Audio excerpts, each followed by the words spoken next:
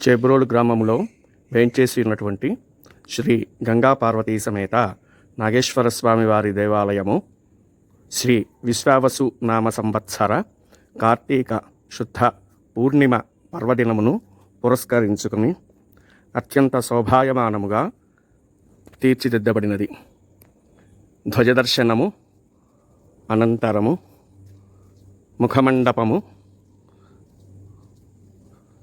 నందీశ్వర నమస్తుభ్యం సాంబానందప్రదాయక శివదేవస్య పూజార్థం అనుజ్ఞాం దేహిమే ప్రభో అని మనం నందీశ్వరుణ్ణి ప్రార్థన చేస్తాము. ప్రార్థన చేసిన అనంతరం దైవదర్శనానికి లోపలికి వెళ్ళే సమయంలో చక్కగా స్తంభములకు ఇరువైపులా 2 స్తంభములకు చక్కగా పుష్పమాలికలు, పుష్పములు వరుస అలంకరించడం జరిగింది. అలాగే ఈ వైపు దక్షిణం వైపు చక్కగా పెద్ద పెద్ద గజమాలలు మరియు మాలలు స్వామివారికి మండపంలో విశేషముగా ఈ ప్రాగ్దిక్కున ఉన్న స్తంభానికి ఈ మాలికలు, ఇలాగా వెనుక వరుసలో ఉన్న స్తంభములకు చక్కగా విశేష అలంకారము. అలాగే ఉత్తర దిక్కున స్వామివారి మండపములో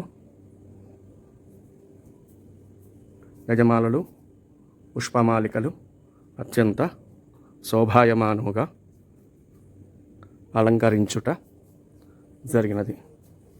అలాగే స్వామివారి ప్రధాన దేవాలయ ప్రాకారమునకు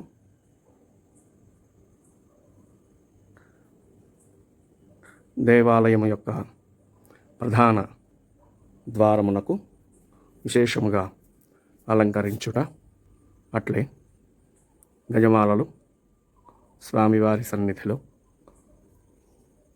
ఏర్పాటు చేయటం జరిగినది. నంది మండపంలోకి ప్రవేశించాము. నంది మండపంలో స్తంభములకు తరువాత నందీశ్వరుని పైన చక్కగా పుష్పమాలికలు, నందీశ్వరుడు ఈశ్వర నీ సేవకు నేను సిద్ధం అని నందీశ్వరుడు తయారై ఈశ్వరుని సేవకి ఎదురు చూస్తూ ఉన్నట్లుగా ఉన్నారు. అయ్యప్ప స్వామి ప్రధాన అంతరాలయ ప్రవేశద్వారమునకు చక్కగా వివిధ రకములైనటువంటి పుష్పమాలికలతోటి శోభాయమానముగా అలంకరించడం జరిగినది.